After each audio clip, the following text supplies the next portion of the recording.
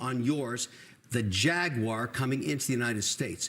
What's wrong with either parity on tariffs, we whack you with 110, or bring them back to zero? The Indian guy comes over here and says, okay, big guy, let's go to zero. Okay, and what's wrong with that? Tell me what's wrong with that. What's wrong with that? I don't think. What's wrong with that?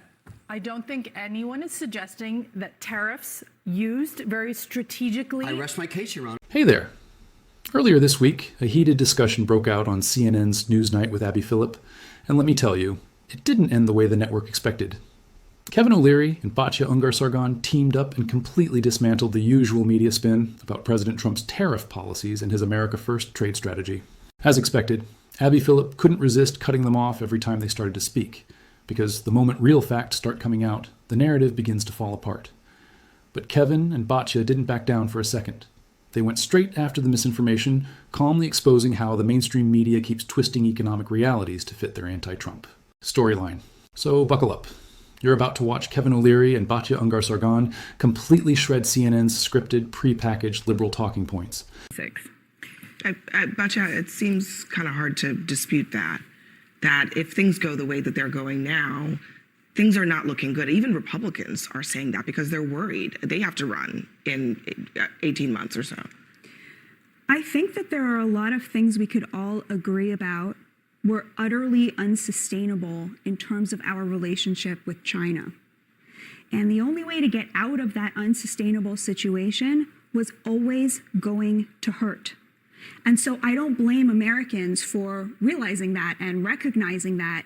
But if I could just mention a few of the other things that he's accomplished in the last 100 days that I think we all could agree are good things. Border crossing down to almost zero, the lowest in recorded history. Deportations of gangbangers. 10% global. Alleged. What do you mean? There are many that are not alleged. No, well, when 60 Minutes did their report, it found that 75% of the people that have been sent to El Salvador. You don't dispute that there were gangbangers deported. I dispute that the 238 Venezuelans that were sent to SECA in El Salvador all have ties to gangs. We can debate they may that. all Let's have put that tattoos. aside. Let's put that aside. Is any of that making stuff more affordable? I'm getting there. How is that helping? I'm getting there. CBS is really credible. We only got an hour. Really credible. They don't edit any interviews. Oh, okay. They're just all right, Everybody Kevin. edits interviews, Kevin. They are the Shark rock Tank solid. edits too. Rock Everybody solid. edits. That's a complete non sequitur, okay? It's unrelated to the conversation. First of all, Trump had his interviews edited by Fox. That issue with CBS is being litigated, but it's not likely to be successful. I'm glad it's being litigated. Because editing interviews is allowed in the United States of America, and it wasn't edited deceptively. But anyway, we're moving on because that is not part of the conversation. Continue what you were saying. A few more of these. He got 24 hostages out of Gaza. $1.5 trillion in manufacturing investment committed to the United States, transparency in foreign funding of universities, vocational training, AI training, lowering prescription drugs, the tariffs, which are going a long way towards reorienting our relationship, making us sovereign as a nation in a way that we cannot be with the current relationship with China. I want to come back to, throwing things out that he thinks will make people like him when he can't pay for it and he can't execute on it? Let's be pragmatic with tariffs and not get emotional about it. They are short-term weaponry. Let's just take India for an example.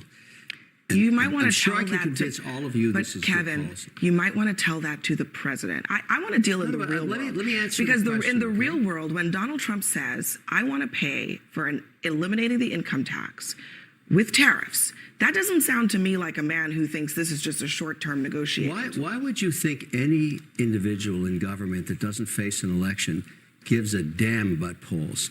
They don't. He's not facing an election again. It's over. He's done. So let's get back to reality. Let's take tariffs in the context of something everybody can understand. Tata Motors in India makes the Jaguar car, okay? We want to sell an American car in India. They charge us 110% tariffs. We charge them nothing to bring the Jag into the U.S. Why is that fair? Let's just stay focused for 1 second on that. All he's saying in his policy, and I don't want to be about Trump. I don't shill for politicians. I shill for policy. What's wrong with saying to India, hey, India, it's not okay to charge us 110% on our assembled car into your nation when we charge you practically nothing on yours. the Jaguar coming into the United States. What's wrong with either parity on tariffs, we whack you with 110, or bring them back to zero? The Indian guy comes over here and says, okay, big guy, let's go to zero. Okay, and what's wrong with that? Tell me what's wrong with that. No, Any of I you, don't what's wrong think- with that? I don't think What's wrong with that? I don't think anyone is suggesting that tariffs used very strategically. I rest my case, Your Honor. Very strategically are a useful tool. It is the way it's being done, the flip-flopping, the uncertainty. Oh, you don't like the volatility? The uncertainty that every business owner now has to face when I they want you to get plan over their volatility. hiring. It's only been 100 days. Tell Relax. 59% of Americans to get over it. That's the reality. Let it simmer. Let it. Listen, Okay. you got to let it simmer. You got to let it work. You got to give it time. Americans, let it simmer as you give the example Let it for a word. marinate. Okay, as you cannot even marinate chicken because you can't afford it right now in Trump's America. That's You know, it's moments like these that really show how disconnected some of these panelists are from everyday Americans. Ashley Allison jumps in with another one of her out-of-touch remarks, claiming people can't even afford to marinate chicken in Trump's America. Seriously? That's the level of commentary we're getting from mainstream media analysts now? It's almost funny, because they seem to forget who actually created the inflation crisis in the first place. Under the last administration, prices were already spinning out of control, and by the time President Trump came back, the damage had already been done. Yet now, with steady inflation numbers and signs of stability, they pretend everything started yesterday. Let's be honest, Americans have been paying higher prices ever since the previous administration's weak economic management took hold. I mean, people have been paying $15 to $20 for fast food long before Trump returned to the Oval Office. But somehow, when Trump takes decisive action on trade or tariffs, the media rushes to blame him for problems that were already there. What's really happening is this. President Trump is trying to rebuild a fair economy where American workers come first, while these commentators keep pushing talking points fed to them by the same elites who benefit from keeping America dependent on foreign markets. And yet, when someone points out the obvious, that inflation has leveled out and the economy isn't collapsing, despite every prediction from these so-called experts, they panic. Because stability doesn't fit their storyline. So please, spare us the drama. You'll survive hearing the truth, I promise. Now, let's get back to it. As we give examples of Jaguars, how many people making under $200,000 can even buy a Jaguar? What does that have to do? Listen, what does it have to do? We're talking about Jaguars manufactured in India? What's wrong They're owned by with what Tata, which is an Indian company, but are Jaguars manufactured in India? Tata Motors Is owned by an Indian Yes. So get entrepreneur. over it. It's a fact. But they're not manufactured in India. Listen, they charge. How? They do not Okay, so let us if you ship are you going to an put a tariff American on the car. company, or are you going to put a Are tariff you okay? on the cars? You're okay with them No, are charging you 100% okay? on an But American car? Kevin, in the are they meantime- manufactured in India?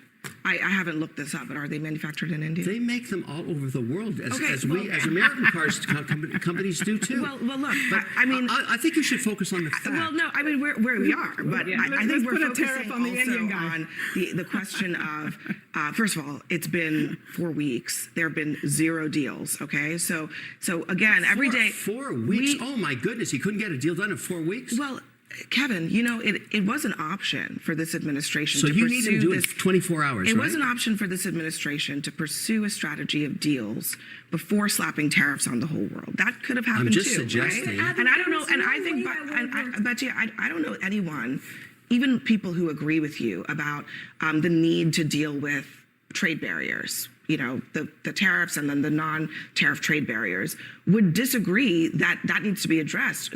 Again, it's how, right? So, but I It think is that how. the very thing that he's being criticized for is the thing that worked. If he had come in and very nicely and politely gone to each of these what countries worked? and What said, worked? I'm, What tr- worked? I'm trying to explain.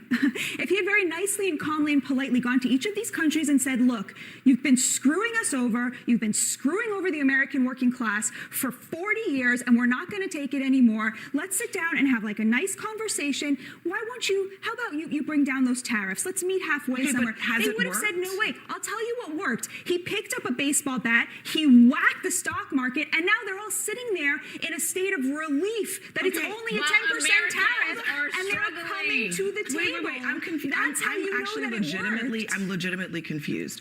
So Trump destroying 20% of wealth in the country way, over the all of last the losses 4 have months. recovered at this Who point. wins That's from not that? true. Who, Of course who they wins? have. Let me No, give you no, the they date have on the not. losses. who April wins? 3rd was the meltdown. Let me give you the data. Hold on, Kevin. Don't interrupt me. I want facts here, Abby. Who benefits when the stock market drops and people lose value in both their investments and also now to in terms get of the a companies. deal. So yeah, it's been 4 weeks and we don't have a deal yet. They're working. They're very close to announcing them. India and Vietnam both announced tariffs on China. You think they would have done that if Trump hadn't shown that he was serious about standing up for the American working class and that he doesn't work for Wall Street? How have the American people benefited is the question that I'm asking in this period. $1.5 trillion In this period of time. manufacturing. Those are commitments that have not materialized in a 4 single weeks? Most of Do you know how most long of it takes to build these things? Most of those are press releases and pictures with shovels, and then it never happens. And you can go back. That is That's what happened in the first term. We have seen Can we this go back movie to before. facts That for is just a moment? always Can we true. just talk about facts for a moment? April 3rd was a meltdown based on the tariff announcements. The stock market has recovered 52% of those since then. As we wait to see the outcomes of the India agreement, the EU agreement, the UK agreement, the Swiss agreement, the Thailand agreement, Japanese agreement, Canadian agreement, Mexican agreement. No administration has ever done 60 trade agreements at once. I agree with you. Yeah. That's chaotic. Including but this all one. you care So about is 17 deals. Okay. Except China. Forget Listen, about China's when I So honestly, none of this should surprise anyone.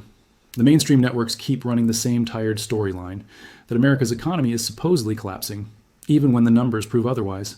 CNN keeps repeating that we're on the edge of a recession, yet the Dow and the S&P 500 have both seen their strongest streak in 2 decades. 9 straight days of growth. But, of course, that doesn't fit the narrative, so they just ignore it.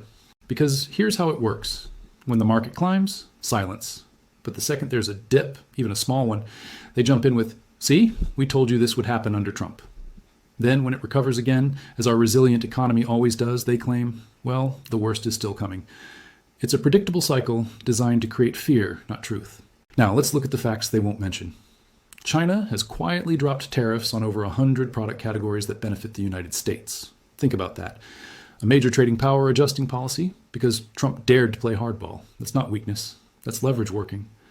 But instead of reporting it as a win for American workers, the networks pretend it never happened.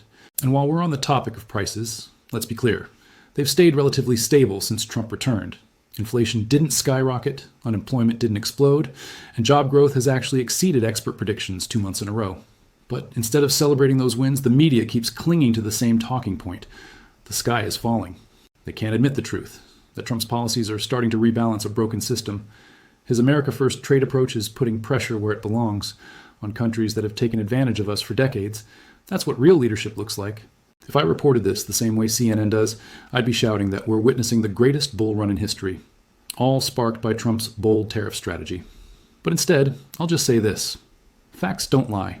The economy is stronger than they want you to believe. So what do you think? Are these networks deliberately ignoring the positives just to keep their viewers afraid? Or are they just too proud to admit Trump's strategy might actually be working? Either way, thank you for watching. You guys are the reason truth still has a voice.